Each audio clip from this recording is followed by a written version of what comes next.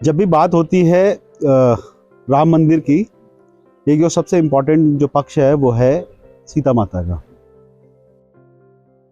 ऐसी मान्यता है उत्तराखंड में जो ये क्षेत्र है, इस क्षेत्र से सीता माता का बहुत सीधा संबंध रहा है। और जब हम सीता सर्किट की बात करते हैं तो उसका एक अहम पड़ाव है देवल।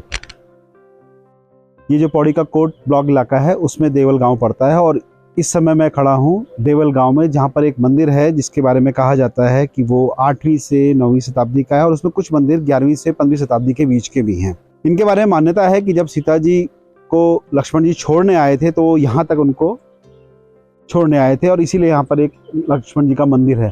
और लेकिन उससे भी ज़्यादा यहाँ पर एक खूबसूरत जगह है, हालांकि अभी बहुत जीर्ण शीर्ण स्थिति में है। ये एक नौला है, बहुत ही पुराना है और इसके बारे में मान्यता है कि सीता जी भी इस नौले पर आती थी। तो ज़्यादा जानकारी विशेषज्ञ से लेनी चाहिए। हमारे साथ डॉक्टर दीपक भट्ट हैं, वो बताएंगे कितना पुराना है ये नौला और क्या है इसकी पूरी कहानी। ये अगर पौराणिकता की बात करेंगे तो ये नौला तभी का है जब ये मंदिर यहाँ पे स्थापित हुआ था लक्ष्मण जी का। और हम देवल गांव में हैं और देवल गांव से लगभग ये 100 मीटर की दूरी पे स्थित है। और स्थित उस जगह पे जहाँ पे हमारे पास एक इस जगह के पास में एक गधेरा हम इसे कह सकते हैं। और अगर भूवैज्ञानिक दृष्टि से बोलें तो इसको एक छोटी स्ट्रीम बोल सकते हैं।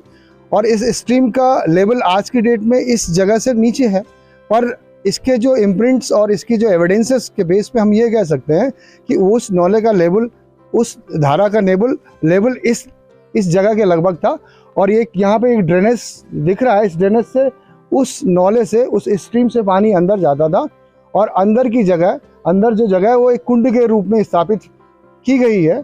और उस कुंड के बाहर की तरफ या भीतरी सतह में अगर आप देखेंगे तो बहुत सी कलाकृतियाँ जो हमारे भगवान की, विष्णु की भी हैं, हनुमान जी की भी हैं, सब जितने भी हमारे धार्मिक देवी देवता उनकी मूर्तियां हैं।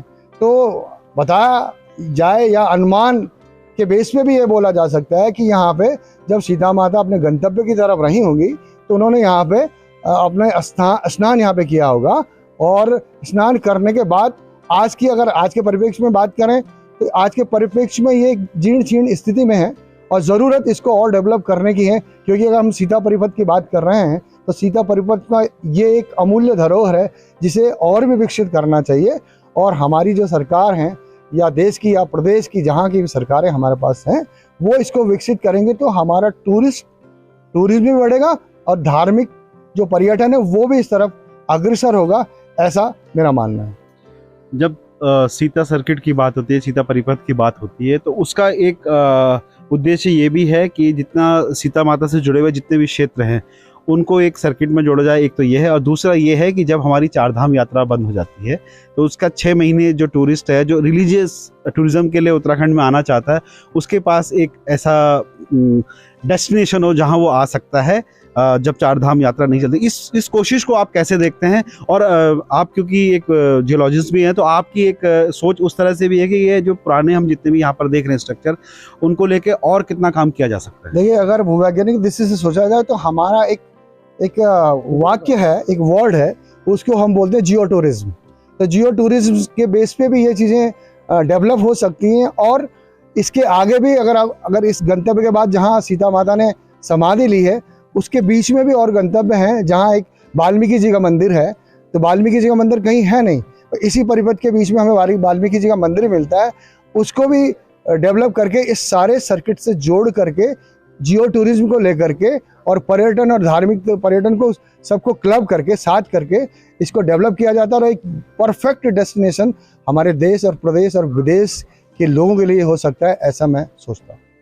तो देखा आपने, अगर वैज्ञानिक नज़रिए से कहा जाए तो जियो टूरिज्म है और अगर आप स्पिरिचुअल नज़रिए से देखें तो ये एक बहुत ऐतिहासिक और पौराणिक जो तथ्यों के साथ है। क्योंकि यहाँ सब कुछ है, रामायण से जुड़े हुए जितनी भी चीज़ें हैं, चाहे वो सीता माता की बात हो, वाल्मीकि आश्रम की बात हो, लक्ष्मण मंदिर हो, वाल्मीकि का मंदिर जिसके बारे में कहा जा रहा है जो पहाड़ों में शायद पहला है, तो इस तरह की कई चीज़ें हैं। तो कुछ ऐसी ही और कहानियाँ और डेस्टिनेशन आपको दिखाएंगे, देखते रहिए।